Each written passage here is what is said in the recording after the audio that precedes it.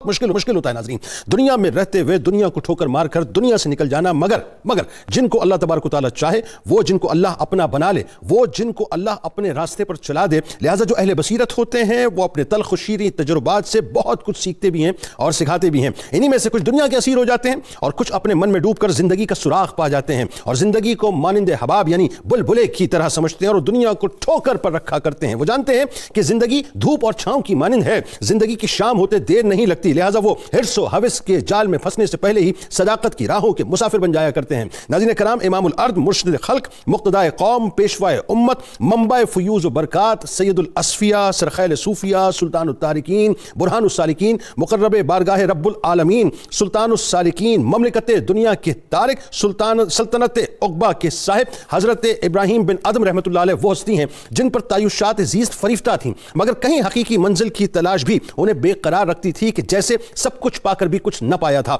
दुनिया आप रहमतुल्लाह अलैह के कदमों में बिछी हुई थी, ज़ाहिरी बादशाहत आप रहमतुल्लाह अलैह के कदमों की ठोकरों पर थी, दबीस कालीन कदमों के नीचे और रियाया इशारे पर थी, सल्तनत थी, जाओ हशमत थी, दरबान थे, दरबारी थे, खजाना था, प्रोटोकॉल था, दुनिया की सारी आसाइशें एक जुम्बिश अबरू पर थीं, लेकिन दुनिया की कोई ऐसी शय ना थी जो आप रहमतुल्लाह अलैह को मैसर हो और आप उसकी तरफ मैलान रखते हो। बल्कि यूं कहिए नाज़रीन, आप रहमतुल्लाह अलैह की फिंगर टिप पे तमाम चीज़ें होने के बावजूद भी दिल के अंदर एक बेचैनी थी, एक अजीब सी कैफियत थी कि अल्लाह तबारक व तआला मुस्तकिल अपनी राह में उनको बुलाना चाहता था, उनको अपने लिए चुन चुका था। नाज़रीन कराम, फिर दुनिया ने देखा कि सारी आसाइशें होने के बावजूद नर्म व आलीशान बिस्तरों पर भी आप बेचैन रहते थे। वजूद उनका शाही दरबार में होता और रूह अल्लाह के दरबार में हुआ करती थी। फिर उनको उनकी असल सुना दी गई और उनका असल रास्ता उनको दिखला दिया गया और असल मंजिल उनको बतला दी गई। लिहाजा बेचैनी और बेकली मुसलसल आपके अंदर बढ़ती रही, यानी आपके वजूद के अंदर बढ़ती रही। रूह थी जो किसी एक मकाम का मुस्तकिल तवाफ कर रही थी। फिर हालात ने कुछ ऐसा पलटा खाया कि इश्क हकीकी के रंग में ऐसे रंगे गए कि सल्तनत बल्ख को इस तरह ठोकर मारी जैसे मिट्टी का बर्तन हो या संगरेजें हो। गर्ज एकदम सुल्तानी छोड़कर,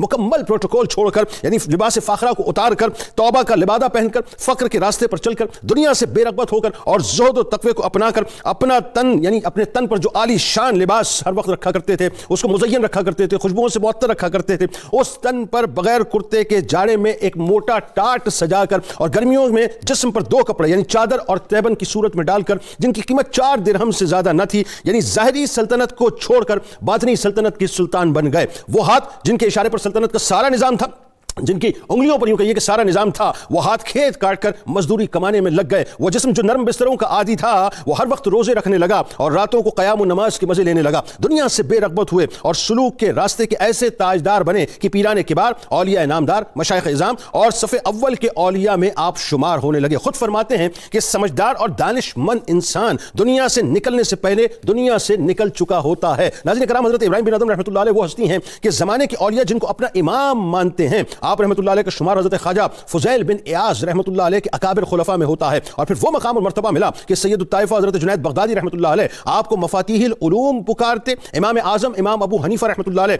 आपको सैयदुल उरफ़ा यानी सैयदुना कहकर पुकारा करते थे। हज़रत दाता गंजबख्श अली हजवी रहमतुल्लाह अलैह आपको अमीर उमरा पुकारा करते, यानी आप रहमतुल्लाह अलैह दुनिया के बादशाहों के भी बादशाह और दीनी बादशाहों के भी बादशाह बन गए। आप रहमतुल्लाह अलैह के ज़माने के जितने औलिया कराम हैं, सब के सब आपकी अज़मत के मोतरिफ और सब आपको अपना इमाम मानते हैं। मकाम व मर्तबा और इकराम व एहतराम का यह आलम था नाज़रीन कि जब मक्के पाक पहुंचे तो वहां के उलमा व मशाइख जो किबार उलमा व मशाइख थे, मक्के पाक से बाहर निकल के आपके प्रोटोकॉल के लिए आपके इस्तकबाल करने के लिए हाजिर हुए। हज़रत इब्राहीम बिन अदम रहमतुल्लाह अलैह वो खुश नसीब हैं जिन्हें इल्म हदीस में भी एक खास मकाम हासिल था। आप रहमतुल्लाह अलैह अपनी ज़ात व सिफ़ात में, अपने कलाम व अफ़आल में और अपने अहवाल में यगाना है। आप रहमतुल्लाह अलैह ने सिर्फ मुसलमानों ही को मुतासिर नहीं किया नाज़रीन, बल्कि गैर मुस्लिमों को भी मुतासिर किया। फरमाया कि जिसको 3 हालतों में दिल जमाई हासिल ना हो, समझ लो उसके ऊपर बाबे रहमत बंद हो चुका है। जरा खुद अपना सेल्फ एनालिसिस कर लीजिए। इन जुमलों की रोशनी में फरमाते हो 3 चीजें ये हैं, अव्वल तिलावत कलाम मजीद के वक्त, दूसरी बात हालत नमाज में और तीसरी बात जिक्र व फिक्र और शुगल इबादत के वक्त।